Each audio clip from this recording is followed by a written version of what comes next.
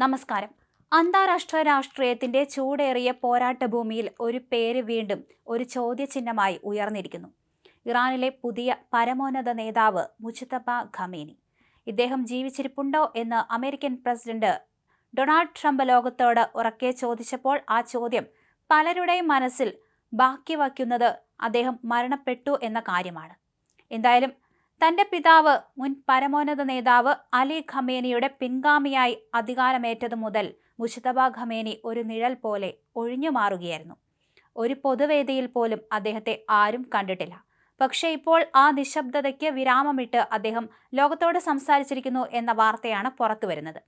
ടെഹ്റാനിൽ നിന്ന് പുറത്തുവന്ന ഏറ്റവും പുതിയ വിവരങ്ങൾ അനുസരിച്ച് മുജ്തബ ഖമേനി രേഖാമൂലമുള്ള ഒരു സന്ദേശം പുറത്തുവിട്ടു. അമേരിക്കയ്ക്കും ഇസ്രായേലിനുമെതിരായ യുദ്ധത്തിൽ ഇറാനൊപ്പം നിന്ന ഇറാഖിലെ ജനങ്ങൾക്ക് നന്ദി രേഖപ്പെടുത്തിക്കൊണ്ടായിരുന്നു ആ സന്ദേശം.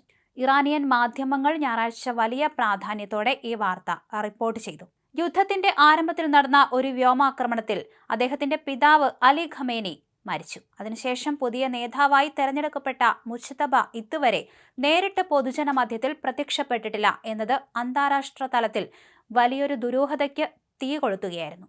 എവിടെയാണ് അദ്ദേഹത്തിന് ജീവനുണ്ടോ തുടങ്ങി നിരവധി ചോദ്യങ്ങൾ ഉയർന്നിട്ടുണ്ട്. ചില ഇറാനിയൻ ഉദ്യോഗസ്ഥരും സ്റ്റേറ്റ് ടെലിവിഷനും സൂചിപ്പിച്ചത് വ്യോമാക്രമണത്തിലേറ്റ പരിക്കുകളിൽ നിന്ന് അദ്ദേഹം സുഖം പ്രാപിക്കുകയാണെന്നാണ്. ഇറാനിയൻ മാധ്യമങ്ങൾ ഇത് ആവർത്തിക്കുമ്പോഴും പാശ്ചാത്യ രഹസ്യാന്വേഷണ ഏജൻസികൾ മുജ്തബയുടെ സാന്നിധ്യം സൂക്ഷ്മമായി നിരീക്ഷിച്ചു വരികയായിരുന്നു. കാരണം ഇറാനിലെ പരമോന്നത നേതാവ് എന്ന സ്ഥാനം വെറും ഒരു പേരല്ല, ലോകരാഷ്ട്രീയത്തിലെ അതിശക്തമായ ഒരു സാന്നിധ്യമാണ്. അങ്ങനെ ഒരാൾ നിഴൽ ജീവിതം നയിക്കുമ്പോൾ ആകാംക്ഷ കൂടാതിരിക്കുന്നത് എങ്ങനെ? ഇറാഖിലെ ഷിയ പാർട്ടിയായ ഇസ്ലാമിക് സുപ്രീം കൗൺസിൽ ഓഫ് ഇറാഖും ബാഗ്ദാദിലെ ഇറാനിയൻ അംബാസിഡറും തമ്മിലുള്ള കൂടിക്കാഴ്ചയ്ക്ക് ശേഷമാണ് ഈ ഒരു സന്ദേശം ഇപ്പോൾ പുറത്തെത്തിയത്. ഇറാനെതിരായ ആക്രമണങ്ങൾക്കെതിരെ വ്യക്തമായ നിലപാട് സ്വീകരിച്ചതിനും നമ്മുടെ രാജ്യത്തിന് പിന്തുണ നൽകിയതിനും പരമോന്നത മത നേതൃത്വത്തിനും ഇറാഖിലെ ജനങ്ങൾക്കും ഖമേനി നന്ദി അറിയിച്ചു എന്ന വാർത്തയാണ് ഇപ്പോൾ പുറത്തു വന്നിരിക്കുന്നത്. ഷിയ ഇസ്ലാമിലെ ഏറ്റവും ആദരണീയനായ വ്യക്തിത്വങ്ങളിൽ ഒരാളായ ഇറാഖ് ആസ്ഥാനമായുള്ള ഗ്രാൻഡ് ആയത്തുള്ള അലി നിസ്താനിയെയാണ് അദ്ദേഹം ഇതിലൂടെ ഉദ്ദേശിച്ചതെന്ന് ISNA വാർത്താ ഏജൻസി റിപ്പോർട്ട് ചെയ്യുന്നു. എന്തായാലും മുജ്തബ ഖമേനി ജീവനോടെ ഉണ്ടോ എന്ന കാര്യത്തിൽ ഇപ്പോഴും സംശയം തുടരുകയാണ്.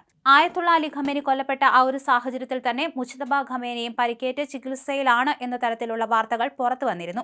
അതിന് പിന്നാലെ മുജ്തബ ഖമേനി മരിച്ചു എന്ന വാർത്തകളും പുറത്തെത്തിയിരുന്നു. എന്നാൽ അദ്ദേഹം മരിച്ചിട്ടില്ല എന്ന കാര്യത്തിൽ ഉറപ്പിച്ചു നിൽക്കുകയാണ് ഇറാൻ. കാരണം അദ്ദേഹത്തിന്റെ സന്ദേശങ്ങൾ അടങ്ങിയ നിരവധി കാര്യങ്ങൾ ഇറാൻ പുറത്തു വിട്ടുകൊണ്ടിരിക്കുകയാണ്. അതുകൊണ്ടാണ് മരണം ഇപ്പോഴും സ്ഥിരീകരിക്കാത്തത്.